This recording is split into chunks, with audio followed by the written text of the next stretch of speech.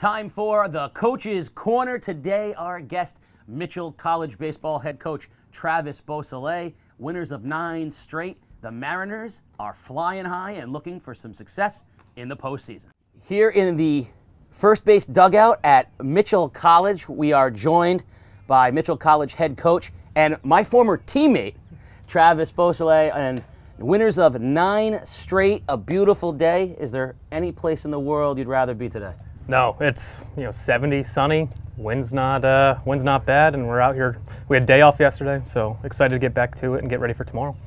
Coming here, you've been here a little while now, and no real baseball history like you might have at some other schools. 2-year school for a number of years, transition to 4. What were the challenges or maybe even advantages to coming into a school without that kind of history? Well, when I took the program over in 2011, they had just come off a championship season, but there were a lot of guys who were spring transfers. Guys had been to 3 or 4 different schools that probably weren't going to graduate from Mitchell. And when the old coach left, the guys left. So I inherited 6 returners, all of whom were walk-ons the previous year.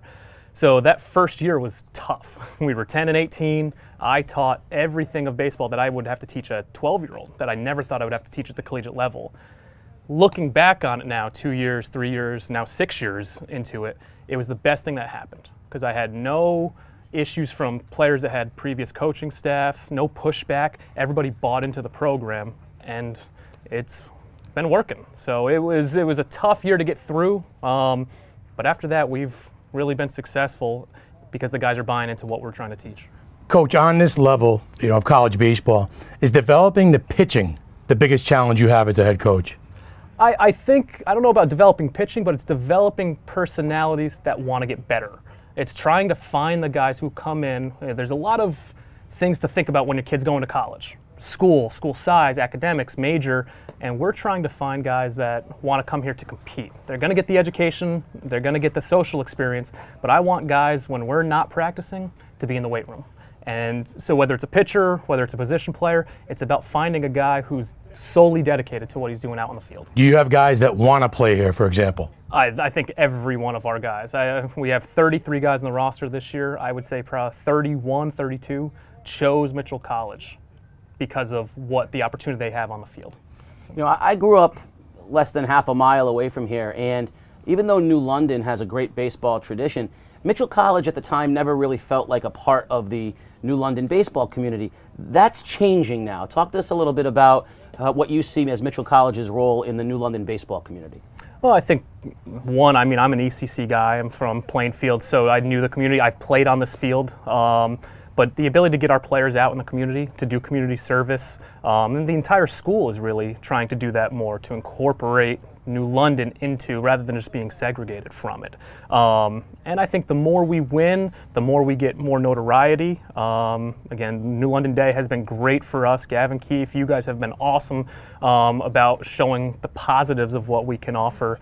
And trying to bring in the next New London player, the next East Line player, the next local guy, rather than having to go to California to find guys. This past summer I got a chance to go and have one of the great experiences of my life. I coached my son on the Little League field that I played on, and for people that don't know about that, you guys helped out with the renovations, the rebirth, if you will, of Fenway Park right over there at Mitchell Woods Field. Yeah, we did. We didn't do nearly as much. We've run a couple camps. Again, we'd like to do more fall season to get over there and help the kids develop and have them come over and watch us play. But yeah, our first year seminar classes for the entire school went over and helped renovate, did some work. And actually, we had a day off a couple weeks ago, and our guys, through the pouring rain and the monsoon that we got 2 weeks ago, were out there working on the field. And again, it's a small part, and I want to do more with New London Little League. But anything we can give back to the little guys, and from such a great history, as you know, your dad is one of the biggest pieces of that. So spring pouring rain, that's spring baseball here in the Northeast. But a lot of people don't realize you take the show on the road for the first 5 or 6 weeks of the season. You guys are down, you said North Carolina, you're down in Florida, now you're back home. The differences between opening the season down south and then coming back here to the Northeast to play. It's a grind. A lot chillier? Yeah, we're in the gym in February most of the time. Right. So it gets tedious. So the guys get out to North Carolina. This year we took 2 trips. We took a weekend trip down to North Carolina, long bus trip. You play, everyone's excited, but you take some punches because you haven't been on a field. Where we played Methodist University, we beat them, but they had played 14, 15 games, and it was our second. And then the week you transition to Florida, you've got to use everybody. Between 80, 85 degree weather, pitching steps, you're playing so many games in a short period of time. Pitchers, freshmen are getting thrown to the wolves, and backups have to play. So the team you are in Florida is not the team you'll be at the end of the season. At least you hope. It's kind of like the golfer I am in Florida. It's not the golfer up here in the Northeast either. You hope you're a better baseball team than he is a golfer. But who were some of your influences from the coaching community, and what have you brought to Mitchell that you got from those people? Well, my high school coach was John Schiffner, a 400 win coach at Plainfield High School. I coached Penders at UConn, was a big influence. Chris Podeswa is an assistant coach. I learned a lot of baseball ins and outs, X's and O's through coach through Desi. Justin Blood at Hartford, but there's no one more than Roger Bidwell. He's my idol. He's my mentor. We try to run the program as similar to what he did at every point, both in the way he's better than I am, but the honesty that he gives in recruiting. It's tough to hear anybody say a bad word about the man. He's a legend. He's a Hall of Famer. He just got inducted into the Hall of Fame, and I still call him if I have questions. Yeah, that's my next question. Why Mitchell? Why Mitchell College? Why would a kid from the ECC or Arizona State want to come play ball here?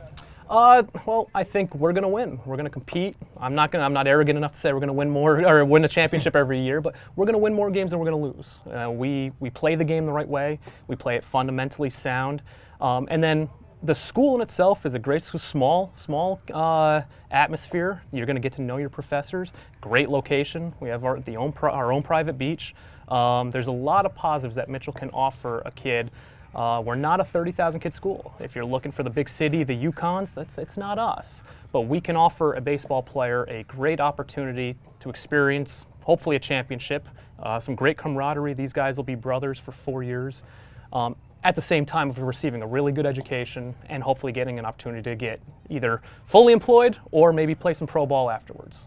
Plus, it's part of one of my favorite cities in the world, or maybe my favorite city in the world. New London. New London's a great community, and you're part of that fabric now. I mentioned in the beginning that you and I were teammates. We played some men's league city ball because clearly I'm much older. You're dating yourself now, and you're dating Travis now. I got the hat on. You see the receding hairline. As a player, you were very talented, but you were also very cerebral. One of my great experiences as a player was sitting in the dugout. You always wanted to dissect. We would argue like crazy of philosophies of what to do in given situations. But how much of you as a player, the gritty, you were a base running, menace. You put pressure on people. How much of you as a player have you brought as a coach, or is your style completely different? No, I think I coached very similar to the way I played, and I'm never content. We were up 21-3 on Sunday against Danny Webster, and I was, pitcher comes out and walks the leadoff hitter, and I'm pacing up and down the dugout, thinking about who the guy to go to next. I'm never 21-3 coach. I'm never, and you know what? My assistant coaches will say the same thing. The players will say the same thing. And I told them, we brought them out to the left field after the game after a 21-3 conference win, and I said, we didn't play very well from the 4th to the 8th inning. It's tough because there wasn't competitiveness. It was kind of over, but I want the best out of our guys. It doesn't matter who's in the away dugout. It doesn't matter the pitcher on the mound. If we're making our adjustments, we're playing clean baseball, we're going to win a lot of baseball games. It never mattered to me who we were playing. I don't do a ton of scouting reports because I know if our guys are making their adjustments at the plate, we'll be successful. And I think I was probably a little too cerebral as a player. I didn't quite understand it. But I want our guys to be passionate about every pitch, because you never know when the last one's going to be thrown to you. And it's, that injury can happen like that, and obviously you don't want that, but, be passionate about every day you show up to this field. What do you think of when you see these, Mitchell kids? What's the Mitchell kid? What is the persona of the Mitchell kid that you think of when you think of the personality of your team? I think for us, it's for guys who might not have succeeded somewhere else. and are getting the opportunity here, they all play with a chip on their shoulder. Our guys come in here, again, as we spoke, to play baseball. A lot of them either went somewhere else and it didn't work out, maybe didn't get an opportunity right out of high school. So I think our guys, if I could sum it up, I'd like to say 2 words, gritty and selfless. They care about their teammates. They care about their teammates more than they do themselves. And again, hopefully, in a 21-3 baseball game, they're going to be gritty, going after every play, every at-bat that they can. Chip on your shoulder can be pretty motivating too, can't it?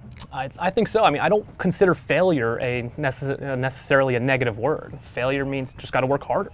And I think that's what a lot of our guys do.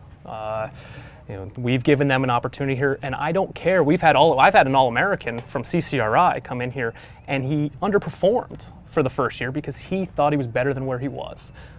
I've had guys who hit 180 in JUCO come in now, he's hitting 360, our starting first baseman. It's the ability to adapt to the program, be willing to listen. We'll make you better if you're doing what we're telling you to do. For the guys who have done it, we've been pretty successful. Well, the results are there, 9 straight wins this season, and more than that, I think an established record of success. I think Mitchell is now a school that is considered to be a baseball school. Conference lead, 9 straight wins, and more good baseball to play in the future. Hopefully we're playing our best baseball come the beginning of May and end of May. But yeah, it's nice to see the top 25 and Mitchell receiving votes. A small private institution against Eastern Connecticut and some Cortland State, some state schools that have a little more better facilities, a little probably cheaper tuition. And I think it goes to what these guys put in and day out. Best of luck to you, Travis. And a day like this, Casey, why not play 2? I could be out there today. Get some BP for you guys.